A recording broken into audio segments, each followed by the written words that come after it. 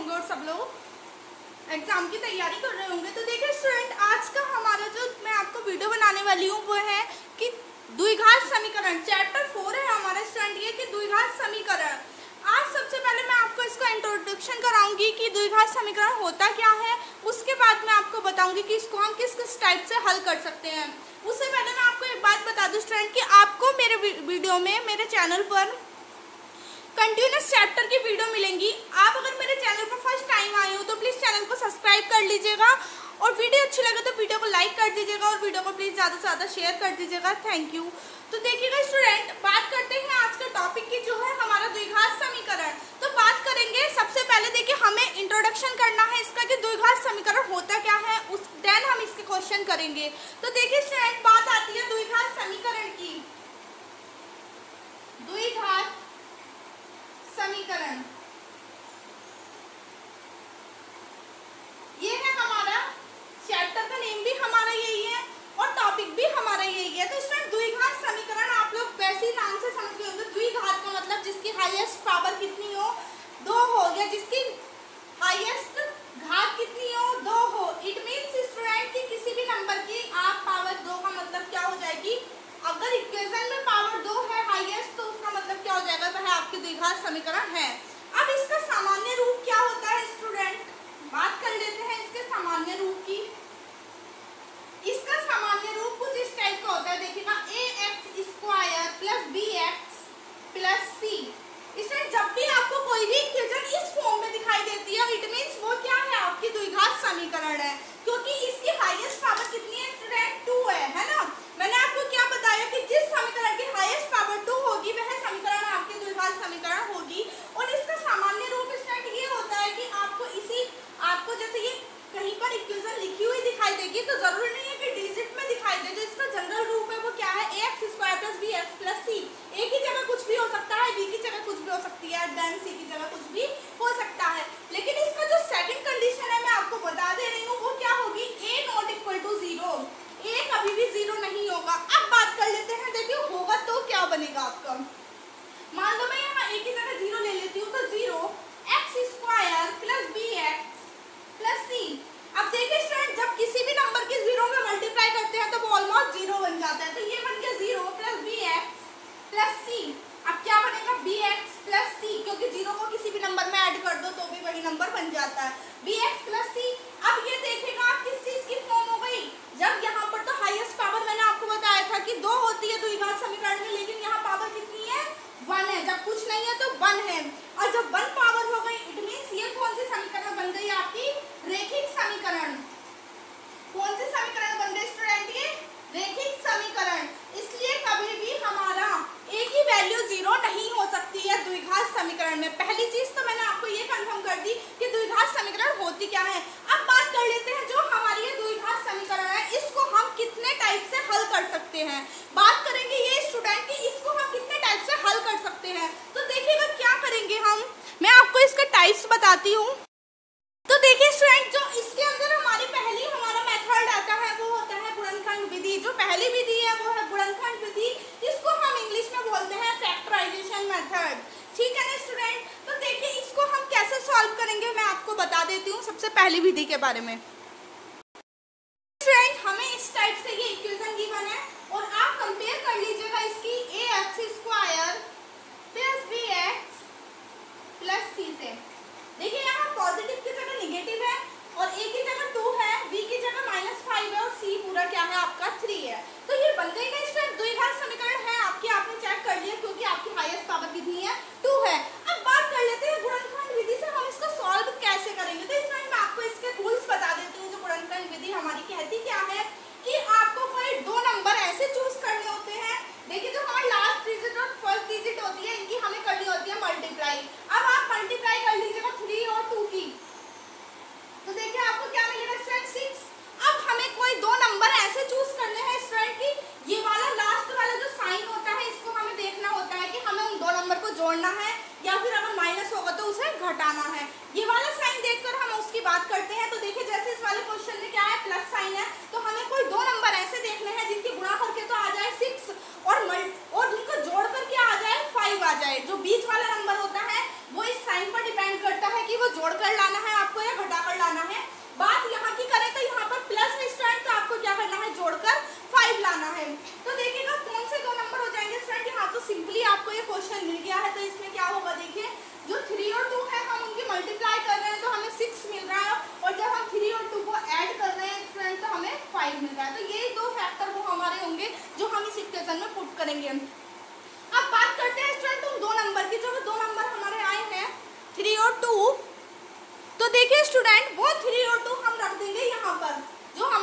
वाला नंबर है, क्योंकि हमने ब्रेक किया है इस वाले नंबर को।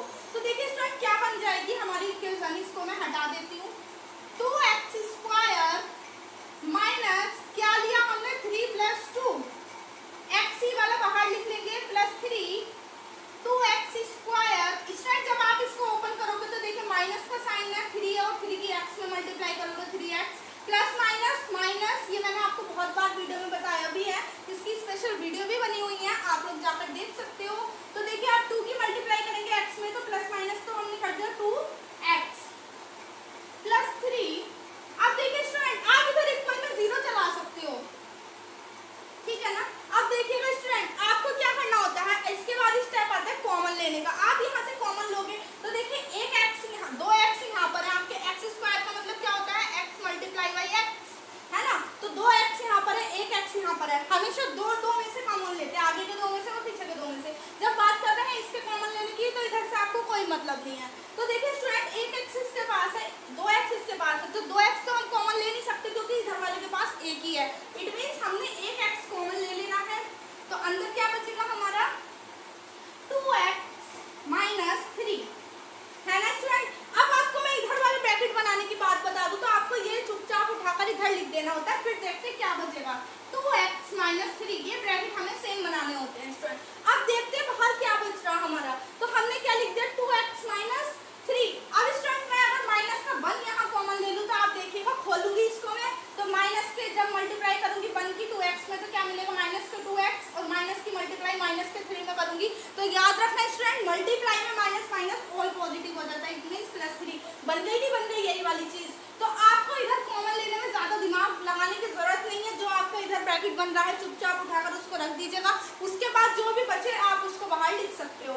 अब बात कर लेते हैं स्टूडेंट, देखिए ये और ये दोनों ब्रैकेट क्या हो गए सेम हो गए, तो उसको भी एक ही बार लिख देंगे 2x - 3 और दूसरा ब्रैकेट बनेगा x - 1 = 0। अब स्टूडेंट दो ब्रैकेट हो गई है हमारे पास। अब हम सिंपली कुछ नहीं करेंगे, दोनों को एक एक बार 0 के इक्वल रख देंगे। तो देखिए 2x - 3 = 0, तो क्या मिलेगा 2x = 3, क्योंकि इधर इक्वल के इधर जब ये है तो -3 में इक्वल के मैं इसको दूसरी साइड लेकर जाऊंगी तो स्टूडेंट ये प्लस में हो जाएगा। अब बात कर लेते हैं, हमें 2x की वैल्यू थोड़ी ना चाहिए, हमें तो x की वैल्यू चाहिए, तो 3। अब यहाँ पर देखिए x और 2 के बीच में कोई साइन नहीं है, इट मींस मल्टीप्लाई का साइन है, तो अपॉन में आ जाएगा, जब दूसरी साइड आएगा तो मल्टीप्लाई वाली चीज इक्वल के दूसरी साइड हमेशा डिवाइड में जाती है। तो एक x की वैल्यू क्या मिलेगी स्टूडेंट हमें 3/2। अब बात करती हूँ दूसरी की, तो देखिए x - 1 = 0 अगर आप करोगे तो आपको क्या मिल जाएगा x = 1, ठीक है ना स्टूडेंट। जब मैंने ये वाला पार्ट करा किसके 0 के इक्वल तो क्या मिल गया हमें x = 1, क्योंकि ये -1 था, मैं इक्वल को दूसरी साइड लें +1 हो गया। अब एक और चीज मैं आपको बता दूं स्टूडेंट, हमारे ये आंसर तो आ गया फाइनली इस क्वेश्चन का गुणनखंड विधि से, है ना स्टूडेंट। अब मैं आपको बता दूं जब भी हमारी क्वाड्रेटिक इक्वेशन होगी, जब भी हमारी द्विघात समीकरण होगी तो हमें उसकी x की 2 ही वैल्यू मिलेंगी। इसका मतलब होता है x के कितने आंसर आपको मिलने हैं, तो इट मीन्स अगर दो पावर है तो 2 आंसर आपको मिलने हैं। तो द्विघात समीकरण हमेशा आपको 2 वैल्यू देती है, किसकी x की, ठीक है ना स्टूडेंट। तो ये थी हमारी पहली विधि गुणनखंड विधि। अब बात कर लेते हैं दूसरी विधि क्या होती है इसकी। तो देखिए स्टूडेंट ये होती है हमारी सूत्र विधि। इसमें हमें क्या करना है, देखिए जो हमारी सूत्र विधि होती है वो दी थी श्रीधराचार्य जी ने, और उन्होंने क्या दिया था, एक फॉर्मूला दिया था स्टूडेंट किसका, जब भी हमें द्विघात समीकरण की वैल्यू गुणनखंड विधि से हम ना निकल पाए, या फिर हमें क्वेश्चन ने दिया हो कि आप इस क्वेश्चन को श्रीधराचार्य के सूत्र से हल कीजिएगा, तब आपको इसका यूज करना है। तो वो होती क्या है -b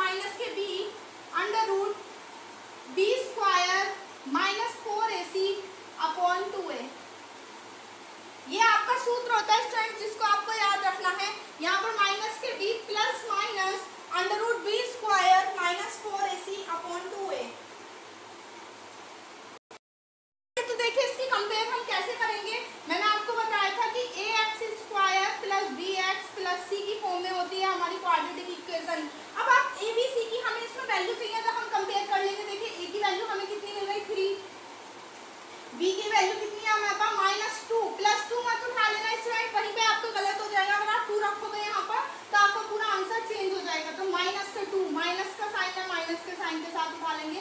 c की वैल्यू है 1/3। अब देख लीजिएगा स्टूडेंट, इसमें हम पुट करेंगे -b, -2 है, एक माइनस पहले से ही है, 2 plus minus under root b square यानी कि माइनस के 2 का स्क्वायर माइनस 4, ए की कितनी वैल्यू है स्टूडेंट हमारे पास 3, सी की वैल्यू कितनी है हमारे पास 1/3 अपॉन 2a, 2 मल्टीप्लाई बाई ए की कितनी है 3 है ना स्टूडेंट। तो देखिए क्या मिल जाएगा माइनस माइनस मल्टीप्लाई में है प्लस हो गया पूरा प्लस माइनस अंडर रूट देखिएगा माइनस के 2 का स्क्वायर करेंगे कितने भी बड़े नंबर का या कितने भी छोटे नेगेटिव नंबर का जब हम स्क्वायर करते हैं स्टूडेंट, जब हम क्या करते हैं स्क्वायर करते हैं वो हमेशा पॉजिटिव ही मिलता है। तो इट मींस माइनस के 2 का स्क्वायर करेंगे तो 4 मिल जाएगा और 4 दिया 12 है ना 12/3 माइनस के 12/3। अब देखिएगा 3 बन जा 3 और 3 चौक 12 ठीक है ना। अपॉन में क्या चल रहा है स्टूडेंट यहाँ पर 2 3 जा 6। तो देखिए अभी आगे क्या हो जाएगा स्टूडेंट, लास्ट लाइन हमारी बन गई थी ये, तो अब क्या हो जाएगा तो देखिए स्टूडेंट अब क्या हो जाएगा 2 minus plus minus under root, अब हमने इसको काट दिया था किससे 3 चौक 12 से है ना। तो देखिए 4 माइनस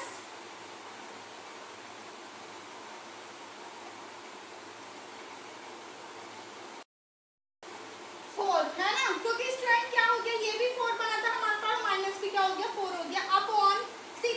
स्टूडेंट ये पूरे के अपॉन में 6 होता है ना। तो अब प्लस माइनस ये तो हो गया क्या √0 और अपॉन 6। अब ये तो खत्म ही हो गई बात इधर की, तो रूट में तो कुछ बचा ही नहीं स्टूडेंट। इंपॉर्टेंट क्वेश्चन है वैसे भी, इसको ध्यान से देखना आप। तो देखिएगा स्टूडेंट जो ये प्लस माइनस है इनका मतलब क्या होता है, इसी नंबर को एक बार आप पॉजिटिव ले लीजिएगा और इसी नंबर को एक बार आप निगेटिव ले लीजिएगा और यही क्या हो जाएगा आपका फाइनल आंसर हो जाएगा।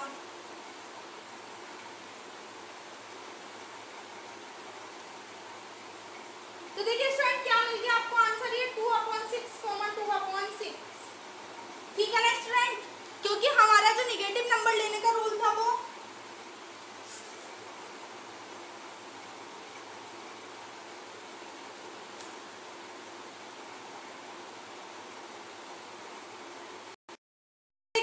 ये जब हमारे पास चीज बनी है तो उसके बाद हम यहाँ पर एक लाइन और लिख सकते हैं, अतः द्विघात समीकरण के 2 बराबर मूल हैं